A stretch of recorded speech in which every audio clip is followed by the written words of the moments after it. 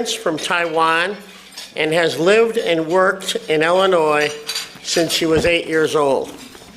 Our guest today studied at the University of Illinois.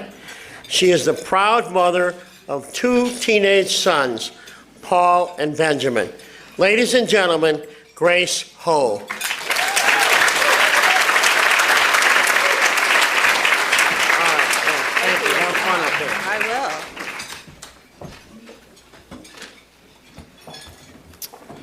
Good afternoon, everyone.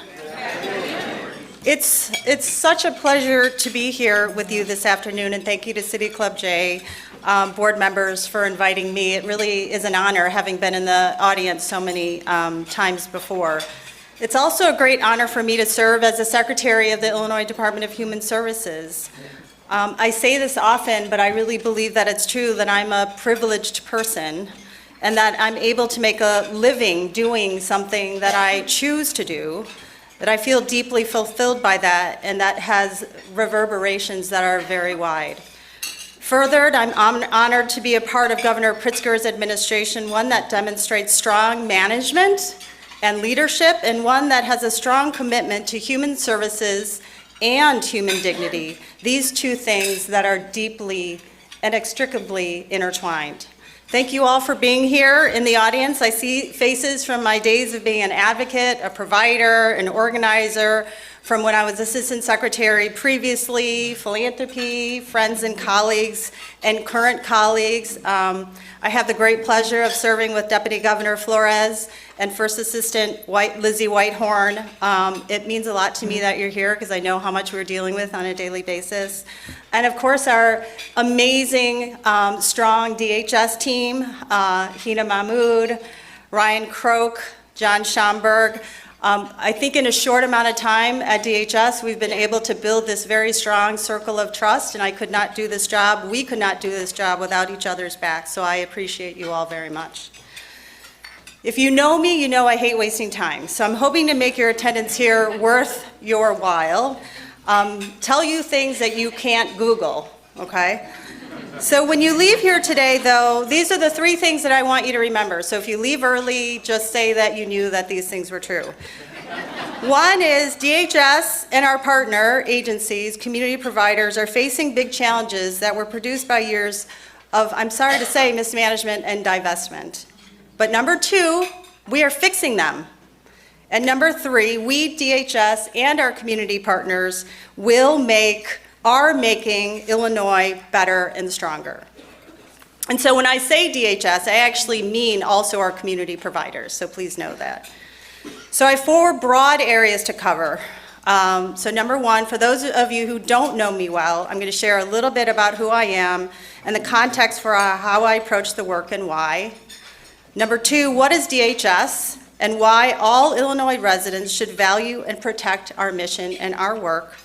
Number 3, what I walked into 6 months ago, the state of DHS and Human Services, and number 4, of course, where we are going to go together.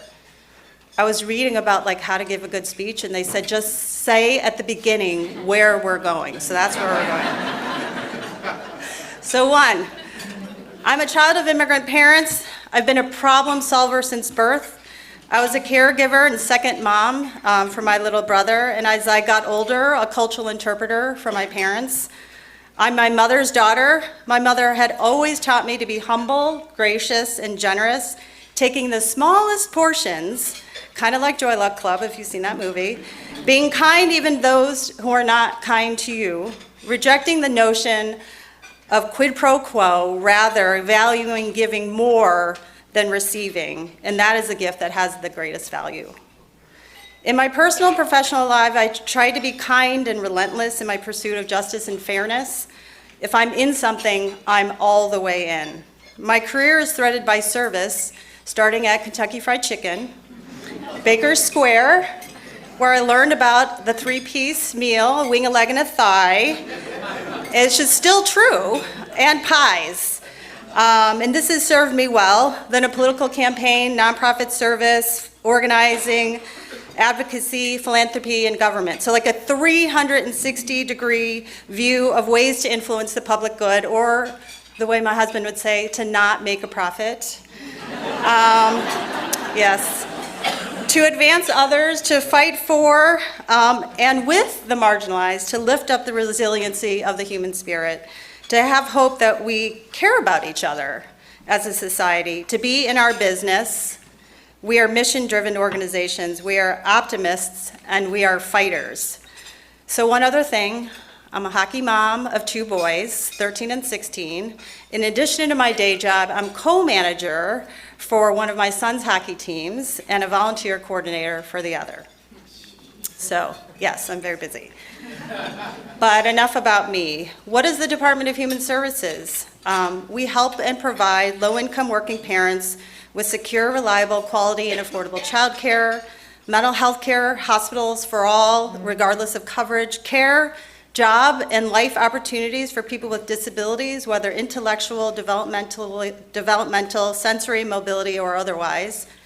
Food security for children and older adults, services for people who are homeless or on the brink of homelessness, immigrants and refugees, youth, people who are victims of domestic violence and sexual assault, treatment for substance use or gambling use disorders, fight against the opioid epidemic, workforce development programs, early intervention, on and on. And these are just only a few of the services and supports we provide for Illinois.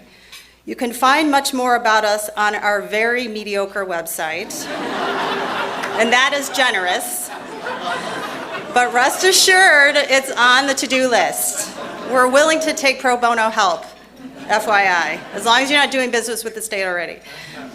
What I'm trying to convey is that we need DHS, you need DHS. DHS and its partner organizations, state workers, and leaders are a key backbone to the heart, the morality, and an engine for a strong Illinois. I believe that everyone in this room, either you directly or a member of your family, will need us one day. I have needed DHS. Illinois needs DHS to be solid and strong. We are far-reaching, deep and wide across every part of the state, contracting with thousands of community and governmental providers. We have 7 24/7 mental health hospitals. We have 7 24 centers for people with developmental disabilities. We have 70+ local public benefit offices and 40+ voc rehab offices.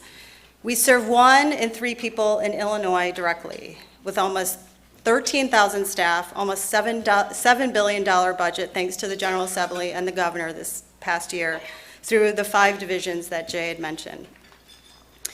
So in order to talk about the future, it's important to talk about what we walked into in March of 2019, coming back to the state after 7 years of philanthropy, which I truly loved. I loved the Woods Fund. I loved my colleagues in philanthropy, many of whom are here today. So coming from philanthropy and going to state government was a little bit like jumping into Lake Michigan in the middle of winter. Startling, scary, invigorating. 6 months later, the water is still very cold. It's warmed up a little, but mostly I've become acclimated to the water, and because I've been building a solid, strongly motivated, diverse team to share in this great responsibility. So a sample of my first days were this, and stay with me because it's a little wonky. We were working with Healthcare and Family Services on a federal corrective action plan for a Medicaid backlog that was as high as 120,000 people who were waiting to know whether they received Medicaid over 45 days. Can you imagine waiting to know for months only if you had health insurance? Responding to the Food and Nutrition Services Administration due to our lack of timeliness in processing SNAP, also known as food stamps. I walked right into a Legislative Audit Commission hearing that highlighted a plethora of the audit findings that we've had. We were in various degrees of non-compliance with 3 consent decrees. We had management vacancies all over the agency, and a dramatic hollowing out of the Child Care Assistance Program, with only about 1/3 of the families actually using the service that we have, and underfunding of our community providers, et cetera. Again, the list goes on and on. We don't have time to review all that is needed to be fixed. But I do want you to have a little bit of the flavor of the state, because it's important to know the context from which we're building on. Returning to the DHS house after having been gone for 7 years was like coming back to a house that resembled the house that I used to live in, but it had been ransacked with a leaky roof and a compromised foundation. I know that there are high expectations for us to build up, upgrade the wiring, wallpaper, renovate right away. And I have high expectations to do this right away and fix everything, and we are doing this and we will do this. But as you know, to build a strong foundation takes time. Simultaneously, we are also advancing. But you can't build a skyscraper when the foundation has been compromised. Please know that we are repairing and building at the same time, and in a short amount of time, we are seeing great progress.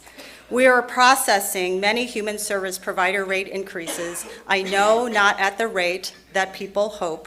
We have decreased the Medicaid backlog that I just spoke to you about already by 35,000 people. We have increased the timeliness of our SNAP application reviews from 65% when we walked in the door to over 90%. We've begun to wrap up marketing outreach for our programs, notably childcare, and we are increasing the number of families who will be eligible for childcare, examining our ability to increase rates, which I know is a significant issue. Since the governor took office, already the number of families who are using childcare increased by 10,000. We're building a strong and diverse team by race, ethnicity, disability, ability, experience, and background. We're working to engender trust between us so that we can benefit from the diversity of us rather than having it divide us. What I realized coming back was that trust was lost in our organization. Trust was lost in DHS, between DHS and its community providers, and that's something that I'm also deeply focused on. I can't emphasize that enough. We need your trust in our ability, capacity, and commitment to do the hard things. And I can only do that through honesty. I'm not going to sugarcoat where we are and make empty promises because there are no magic wands. I actually did get a magic wand last week. It was plastic, though, and there was no magic. Our team is earnest. We have community roots, and we reflect the way our state looks. And I know that it takes a relentless commitment to equity, human dignity, kindness, and expediency and honesty to actually make a difference. I see and feel the hope in me, the Department of Human Services, and the governor's administration. This hope that many have in us, in our administration and the governor, I believe is founded. This last session under his leadership and in partnership with the General Assembly was quite remarkable. There is more to come, and yet the issues that we are confronting are actually really true and immense. So where are we going? Number one, we're rebuilding infrastructure, personnel, and trust. Number two is we're advancing equity, all the tenets that I learned from my days at Woods in terms of having government incorporate a racial equity lens. We need to identify need.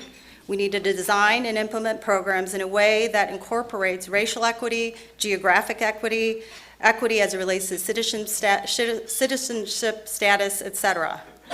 Number three, we need to advocate for those we serve. We are also a voice, internally and externally. For example, the Department of Human Services, we just over the past 6 months have lodged complaints and comments against federal public charge changes that will drive immigrants to disenroll from public benefits here in Illinois.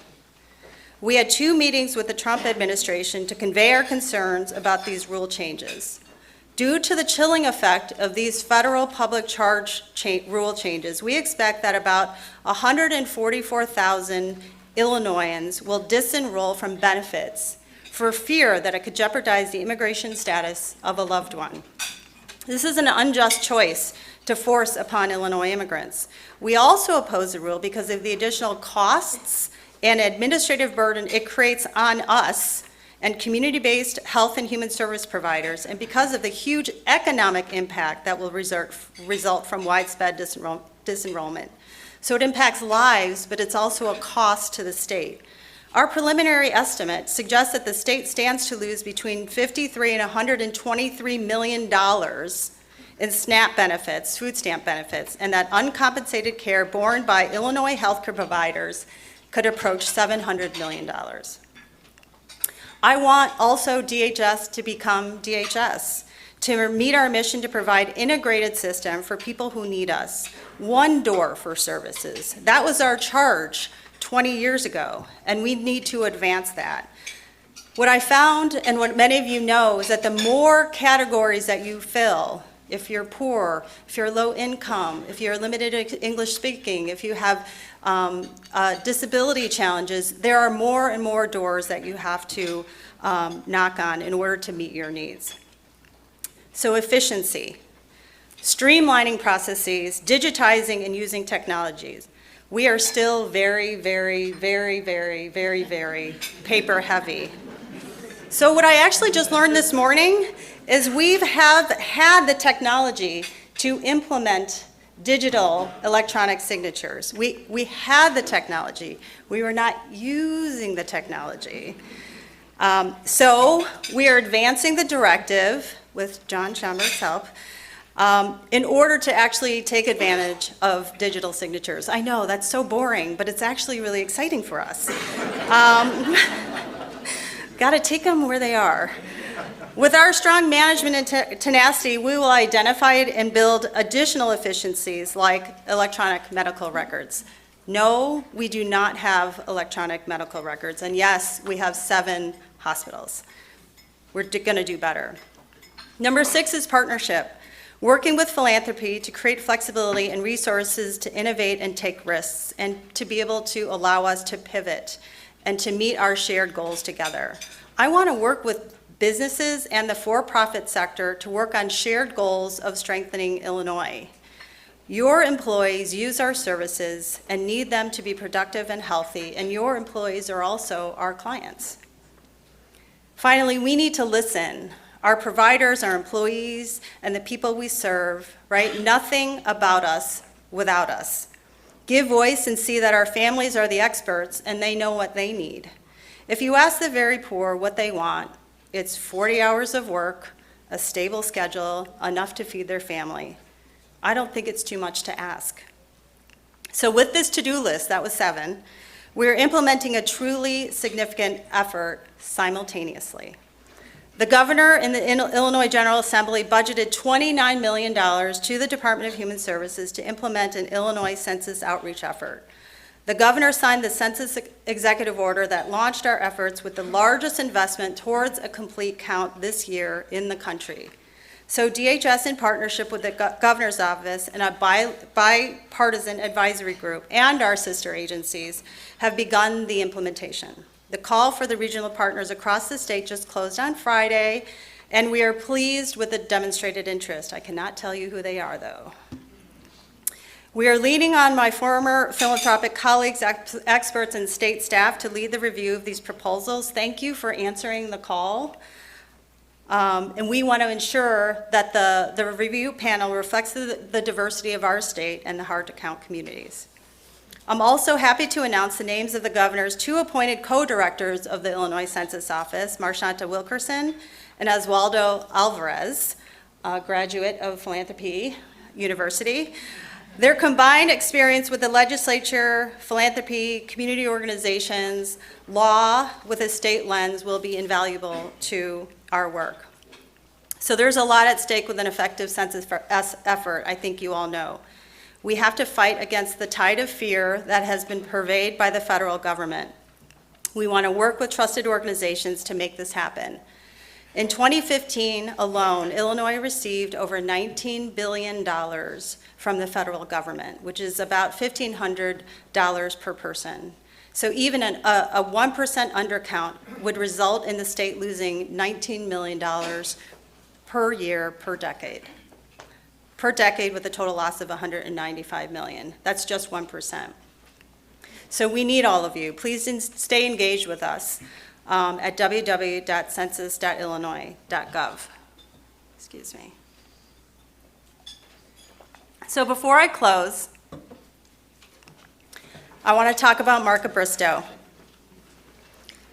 As many of you know, Marka, the founder and longtime president and CEO of Access Living of Metropolitan Chicago, recently passed away on September 8th. She was a warrior and a trailblazer for people with disabilities. She was a friend and an advisor.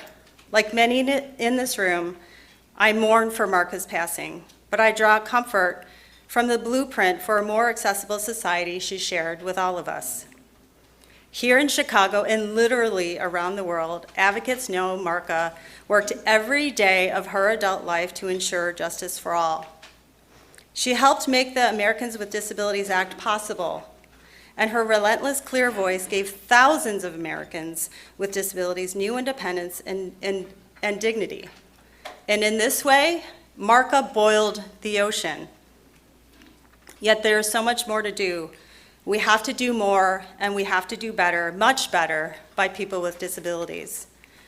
Put simply, families wait too long for services they deserve, whether it's voc rehab, developmental disabilities, assistive technology, independent living, housing transitions. Thousands of people are on waiting lists and have asked to navigate an impossible complex system to achieve basic dignity, reasonable accommodations, and the support we would all want for ourselves and for our loved ones if they should ever need them. And yet, I remain optimistic and exhilarated about the Illinois Department of Human Services because we have so many tools and resources that allow us to do something about it, to make new accessible housing options possible, to support basic transportation and educational accommodations, to support fair and meaningful work opportunities for people with disabilities. Marca Bristow challenged me and guided me and so many others to make our state better, to remember our people with disability who are neighbors and loved ones, and along with my colleagues and Governor Pritzker's unwavering support, I can and I will. For Marca and the millions she spent her life calling upon all of us to put at the center and never at the margins of our work. I saw her just a couple weeks before she passed. We were together at a community meeting that was focused on the Olmstead consent decrees that she helped initiate that required the state to transform our human services system to prioritize community living over institutional settings. As with many things, the state has been in non-compliance for the past several years, and when I came into this role, I had the goal of working to guide us to a better path. At this meeting, we were able to find a quiet moment alone where she shared with me that she only had a short time to live. She said that she was not scared.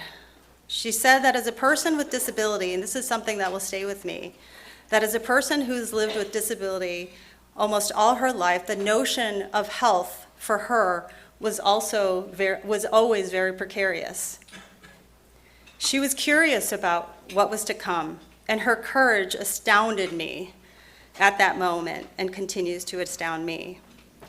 So the courage of so many human services warriors has enabled our system to continue to advance despite turbulent years.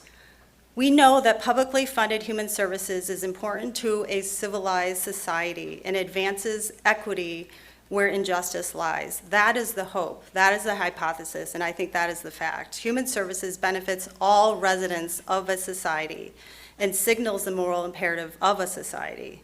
And with that, please know that 1, DHS is indeed facing big challenges. Number 2, we are fixing them. And number 3, we are and will make the state better. Thank you.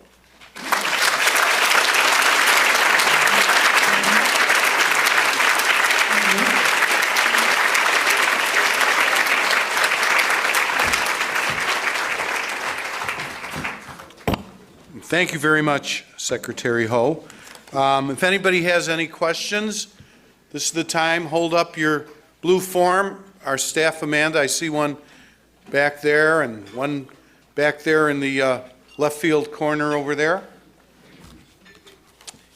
We'll try to answer as many of these as we can. Ready? I'm ready. Okay. This is from Therese McMahon. Therese, where are you? Right down there. Oh. Literacy DuPage. We're more than Cook County at the City Club, you know. What are your plans for the Illinois welcoming centers in DuPage County?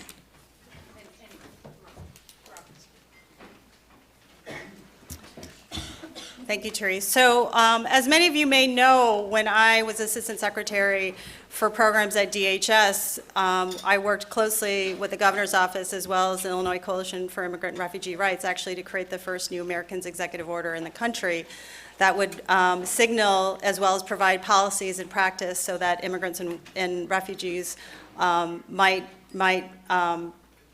we might take advantage of the strengths that they have for the state. And so there are two pieces of the Welcoming Center that I'm going to answer. One is at the State Department of Human Services, we're actually rebuilding the office of the Welcoming Center and having it work very closely in tandem with the Bureau for Refugee and Immigrant Services. At another level, I know that there was a piece of legislation that was advanced that would create the Welcoming Center leadership in the Governor's Office. And since Sol and Lizzie and I have been talking about how to advance that work in a complementary way with the work at the department. Okay, just going through some of these questions. We have some really good questions here. Okay, this is from Kirsten Charnosky. Kirsten, where are you? You're here? Oh, right over there. Great. Okay. She even prints so I can read this question. That's very good. With the Erie Neighborhood House, you spoke to the advocacy DHS is doing to push back against the Trump administration. Now, USCIS is no longer funding community organizations that do not use E-Verify. How will you continue to protect Illinois families and nonprofits from this and other harmful policies? Thank you. That's a good question. So beyond advocacy and communication with the federal government, the Department of Human Services also made additional grants to our strong set of immigrant and refugee providers through the Welcoming Center grants, as well as the IFRP, Illinois IF. The former outreach and interpretation providers, which is our landscape of strong immigrant and refugee service providers, to do the work on the front lines. And so I think one of the things that I really recognize around these issues with public charge is that individuals who are potentially impacted by public charge are not going to come running to our offices. They're going to go to Erie House. They're going to go to Chinese Mutual Aid. They're going to go to Chinese American Service League. So they are the messengers, and those are the organizations that we are going to fund actually to protect and inform our service providers. And so at the same time, obviously, there's a lot of training and capacity that we need to do internally as well, and we're going to continue to that. But I'm going to say that we're going to lean on our robust community service system. Okay, thank you. Okay. This is from Ed Guerra from Elgin Township. Ed, where are you? Right back there. Okay. He's not sure if he's a member or if he's not, but Ed, if you're not, $50, you become a member of our club. Okay, we'll give you a pass this time. Secretary, he'd like to know, what is your stance regarding possible privatization of administrative duties within DHS? Privatization of administrative duties.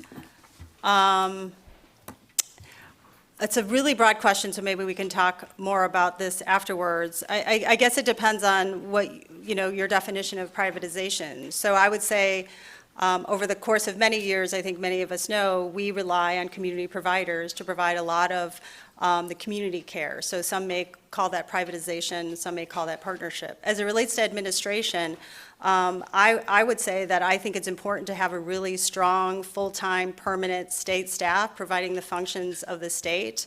And that is something that we are building and trying to advance. At the same time, for all the reasons that I shared with you, we are a little bit challenged in our ability to provide the administrative support and backbone that the state needs. And so for a period of time, we are gonna try to rely on, I guess, private partners to help us get back on our feet. I think at the end of the day, it's a partnership. So, I never talk in extremes. That was actually an extreme statement.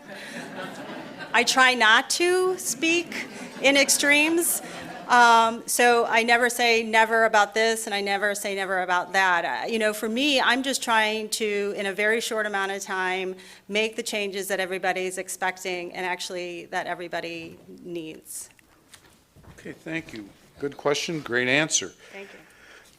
This is from Christine Park. Christine, where are you? Back there. She'd like to know, what should we be doing in health professions education to move the needle in our state's healthcare?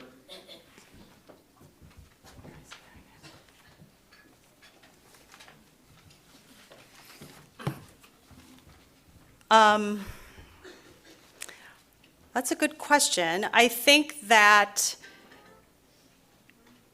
one of the things that we are challenged with as human service or healthcare providers is this equity gap, this health equity gap.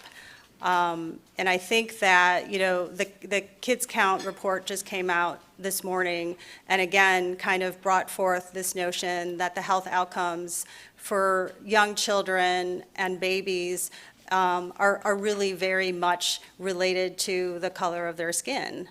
And so I would say that if we are truly going to kind of attack that and eliminate it, that the healthcare profession potentially, and this is something that I'm kind of going out on a limb on, needs to really focus on equity and what that means from a frontline service delivery system. And obviously, there needs to be a 360-degree view in support of that as well. So I hope that was helpful. Okay, thank you, Christine, for that question. This is from Ramona Burris. She's not with us. This came in via the internet.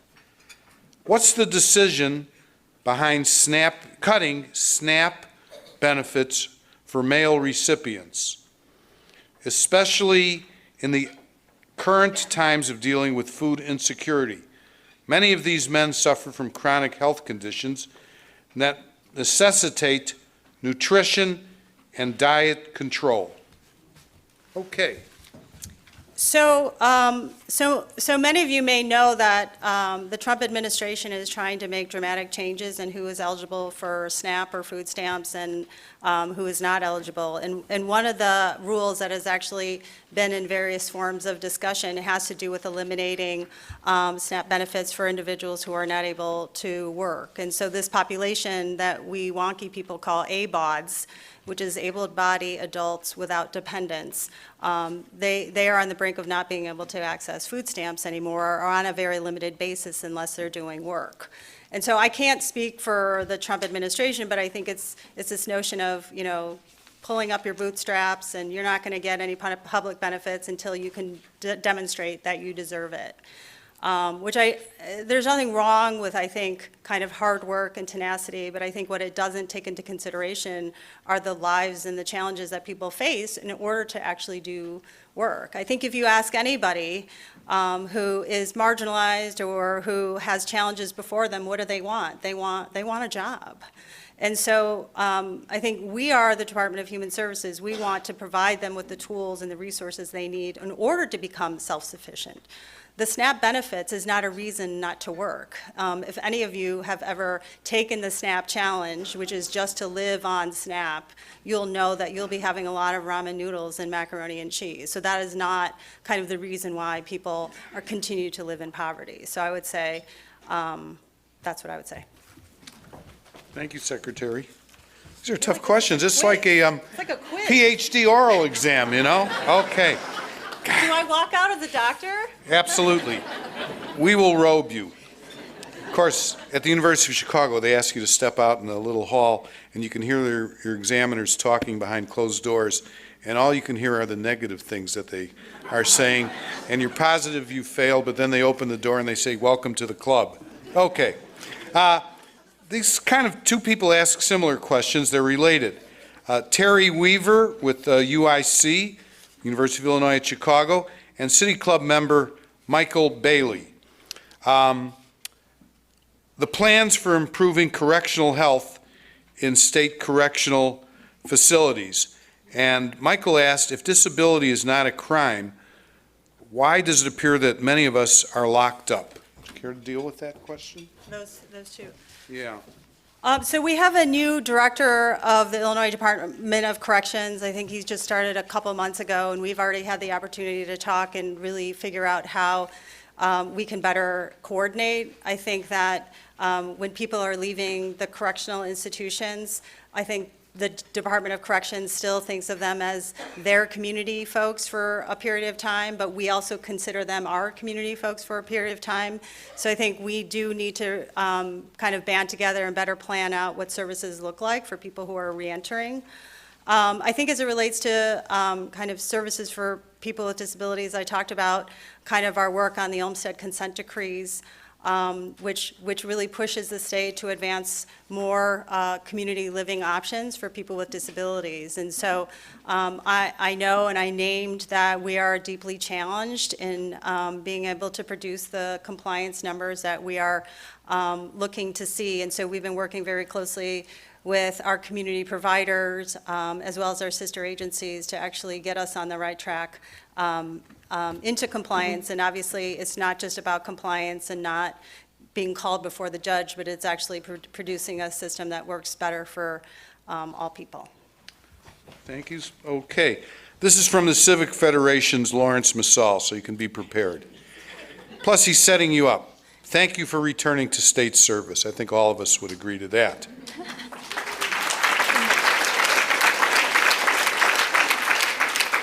How will the parents of children with special needs or mental health services be able to tell that there is a long-term commitment to the services they need in Illinois, but seem easier to secure in Michigan, Iowa, and other states?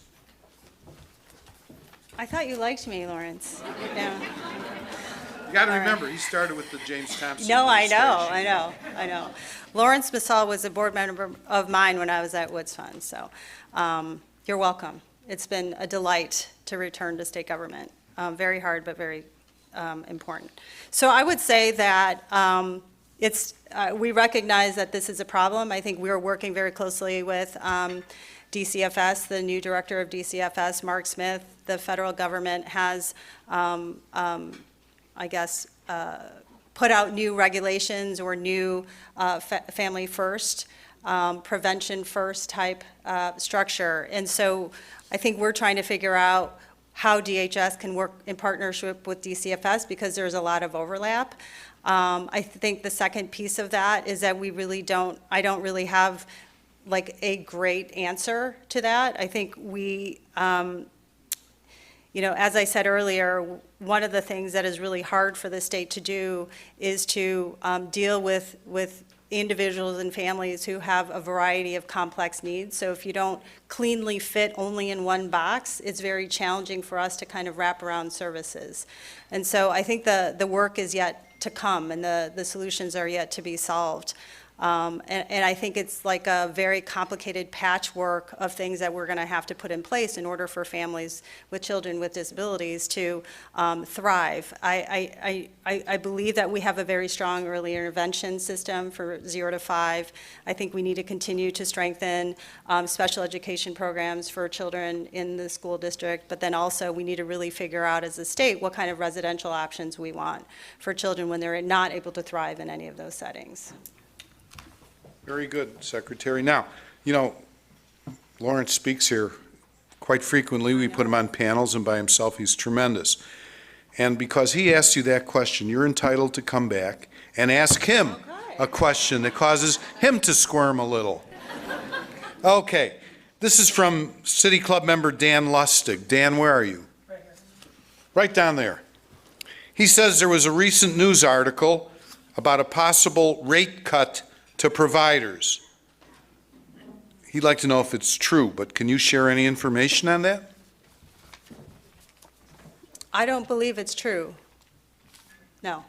I don't know what area, but we're not in the process of making any rate cuts that I'm aware of, DHS. Okay, that was quick.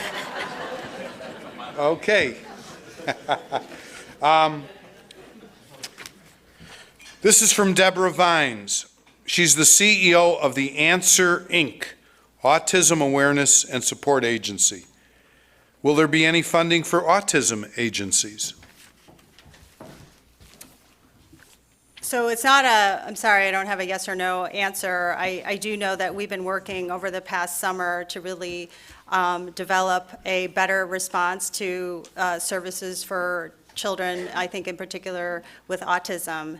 And so we have a work group with our sister agencies, Healthcare and Family Services, and we're developing kind of a menu of things that we as a state need to do better, in particular to support people with autism. And so we have a meeting coming up next month to kind of review that and discuss it with, I think, members of the Autism Task Force. So it's still a work in progress, and we'll see what comes from that.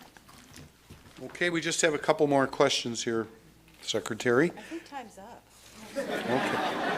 Okay. I'm joking, it's fine. That's okay, if you said it. This is from Esther Macchione. Esther, where are you? She's right over there. She's with the County Care Health Plan.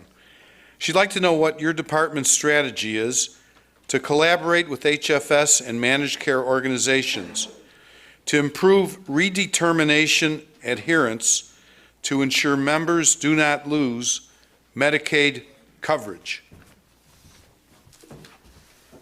So during my presentation, I talked about the challenges that we walked into with the backlog of Medicaid redeterminations. And so, you know, our sister agency, Healthcare and Family Services, we've been working very closely with them. And in fact, I was on conference calls before I even started to really develop what the multi-pronged action plan needed to be in order to drive down that backlog. And like many things, it's not one thing.